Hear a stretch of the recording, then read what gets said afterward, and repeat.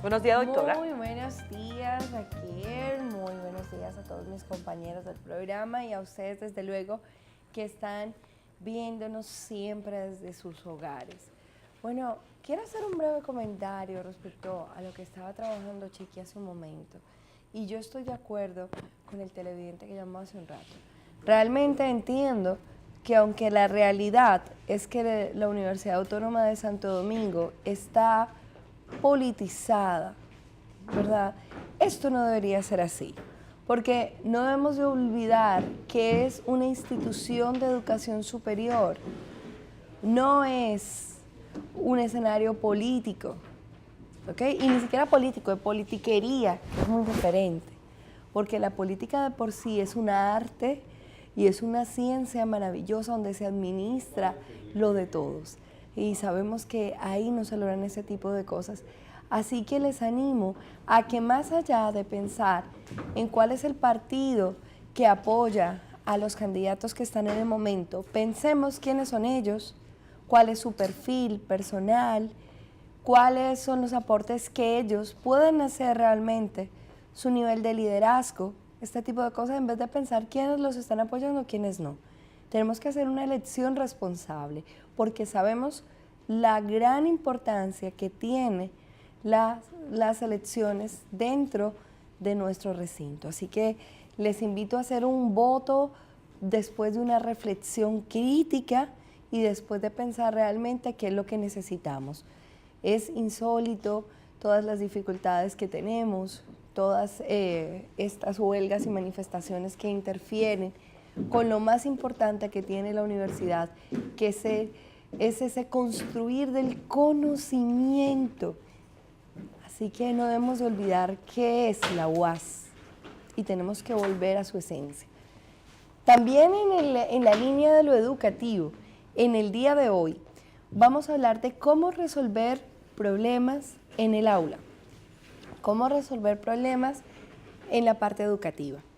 Sabemos que en los últimos días han circulado, al igual que antes, pero específicamente en estos días, han circulado videos de chicos, de chicas, golpeándose, enfrentándose físicamente. Entonces nos preguntamos, bueno, ¿qué ocurre?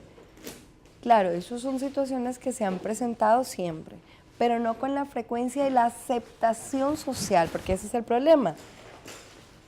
Claro, antes también se presentaba, pero habían dos compañeros o compañeras discutiendo y la actitud de los demás compañeros no era de apoyo, sino era de vamos a tratar de separarlos, llamemos al profesor, llamemos al director, al coordinador, pero lamentablemente ahora hay una actitud de morbo hacia la violencia, de apoyo hacia la violencia, y tenemos que saber qué es lo que está ocurriendo.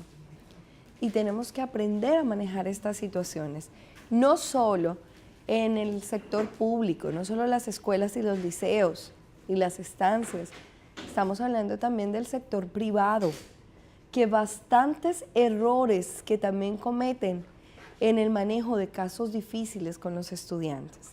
Entonces, lo primero es que debemos de tratar de que nuestro centro educativo, público o privado, cuente con los profesionales adecuados, maestros capacitados, psicólogos, orientadores. Recuerden que los orientadores, aunque son personas muy profesionales, muy valiosos, tienen un enfoque de trabajo, un campo de trabajo diferente al de los psicólogos. Hay cosas que el orientador no está en capacidad de evaluar o de trabajar, que el psicólogo sí. Entonces, lo ideal es que tengamos psicólogo y orientador. Si no tenemos en nuestra institución, porque sabemos que el tamaño, el dinero, no hace posible esto, pues tendríamos que tener redes de apoyo institucional, o sea, psicólogos y orientadores que yo sepa puedo contactar, que tenga un previo convenio y que trabajemos. Yo te envío el estudiante, miramos cómo, y no solamente dejar ese psicólogo y ese orientador trabajando solo con el niño, con la niña, con el joven, sino tenemos que hacer un trabajo conjunto. Ese psicólogo o ese orientador no solamente quedarse en su consultorio. Además de ese trabajo individual y con la familia del estudiante que presente la dificultad, o del docente, porque los docentes muchas veces también tienen que asistir a consulta, tienen que asistir a una asesoría, a una consultoría para saber cómo manejar una situación o para resolver situaciones internas de su vida personal que pueden estar afectando su desempeño profesional. Entonces, tener esos referimientos y tener un trabajo articulado, que si yo estoy trabajando con X estudiante o profesor en la escuela, en el colegio, sepan y podamos organizar actividades y darles el seguimiento adecuado. Porque de nada sirve que se trabaje así sea muy eficientemente en consulta si lamentablemente la persona llega a su contexto y el contexto no ayuda, porque entonces la persona va a volver para atrás. Entonces muchas veces culpamos a los profesionales, esos psicólogos no sirven, esos orientadores no sirven. No, es que todos tenemos que cambiar. Tenemos un problema y es del sistema educativo. Pero entonces no quiero que caigamos en el discurso de la culpa, de la responsabilidad de todos es la responsabilidad de nadie. No, yo tengo que empezar por asumir mi responsabilidad. Y yo me equivoco no solamente por lo que hago, sino también por lo que dejo de hacer. Entonces, si yo soy docente en una institución y digo, yo no voy a coger lucha por lo que me pagan, yo no voy a mirar que es un problema de ellos, esos muchachos que hagan lo que quieran. Yo también entonces estoy siendo parte del problema. Yo también me estoy equivocando. Entonces, ese es el otro paso. El número 2 es que cada persona asuma con responsabilidad su rol de educador, pero no una educación de que yo soy el docente de ciencias, el de matemáticas, el de física, No. Una educación integral, una educación que incluye valores. Por tanto, no me puedo hacer el ciego, y como padre mucho menos.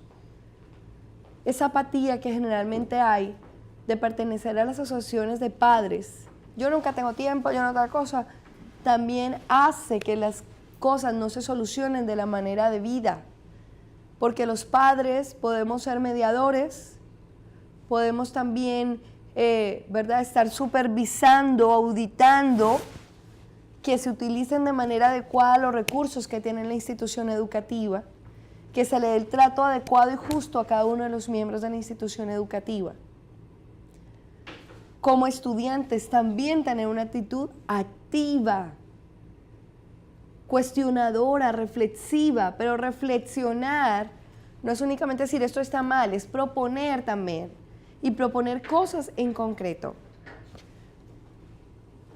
Entiendo que necesitamos una gran capacitación en resolución de conflictos, tanto para los estudiantes como para los maestros como para los chicos.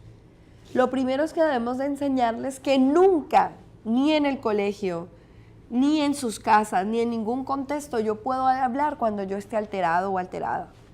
Porque esto me va a llevar a no poder controlar lo que yo estoy sintiendo, lo que estoy diciendo, y voy a terminar lastimando al otro y haciéndome daño a mí mismo.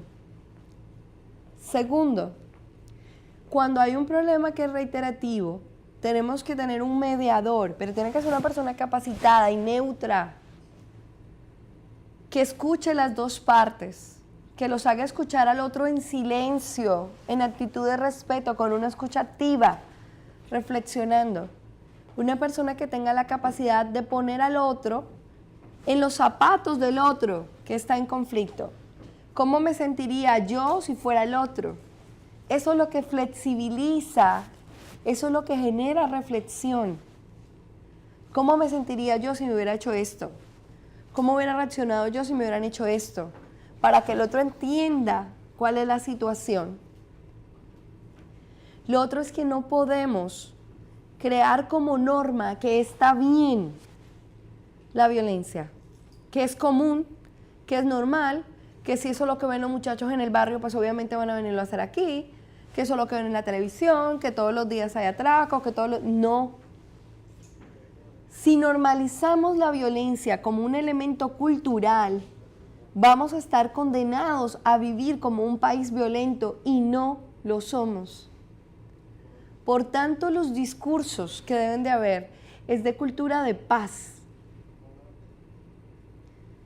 Las campañas que se deben de desarrollar tanto en medios de comunicación como en instituciones educativas, y aquí quiero hacerle un llamado a las colegas psicólogas y a los otros colegas psicólogos y psicólogas y a los colegas orientadores que siempre están de la mano en el sector educativo.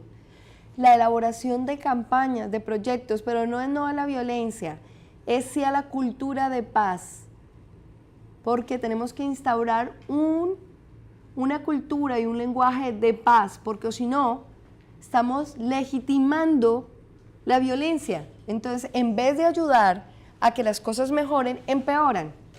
Si coloco un poco de fotos de niñas golpeándose y diciendo no hacer esto, no, va a empeorar. Y por eso, querido colega, es importante capacitarse, saber cómo hacer una campaña educativa, saber cómo hacer una intervención en aula, porque muchas veces en vez de contribuir a la solución, se empeoran los problemas. El lenguaje construye realidades y una sola frase que no haya sido pensada en el impacto que va a tener puede generar una situación de violencia y de acoso, por ejemplo, contra uno de los muchachos, o animar a un sector educativo a de manera violenta exigir algo. Es muy importante que exijamos cosas, pero siempre desde la paz y utilizando los mecanismos que de por sí existen en nuestros reglamentos, nuestros estatutos, nuestras leyes. Entonces, a capacitarnos, a hablar de cultura de paz, lograr que nuestros jóvenes tengan habilidades en mediación, enseñarles qué es un proceso de mediación, enseñarles el paso a paso. Después de escuchar las partes, hacer preguntas que permitan reflexión y flexibilidad. Escuchar de las dos partes qué proponen para la solución. Porque lo ideal no es que el mediador diga esto es la solución del problema, es que esas partes en conflicto elaboren ellos mismos la resolución de su problema. Entonces ahí lo dicen, el mediador va tratando, va anotando, al final llegamos a acuerdos que tienen que revisarse. ¿Cómo tienen que revisarse? Con una fecha, dependiendo de cuáles sean las características del conflicto, en una semana, en 15 días, en un mes máximo. Nos reunimos y revisamos cuál es la situación. Ahora, si se presenta otro percance, tienen que estar claras que las sanciones van a ser estas o estas. Sanciones que además deben de tener coherencia con los reglamentos y las leyes. Porque aunque yo no esté conforme con las sanciones que se plantean en estos documentos, lamentablemente es lo que hay. Después se pueden hacer gestiones para cambios, pero eso es lo que hay. Entonces, a partir de hoy, les invito a más nunca quedarnos callados, a más nunca animar una discusión, una pelea, porque eso no habla solamente mal de aquellas personas que participaron en ese conflicto, habla mal de usted que lo apoyó. Y no podemos mantener una actitud de aceptación ante esto.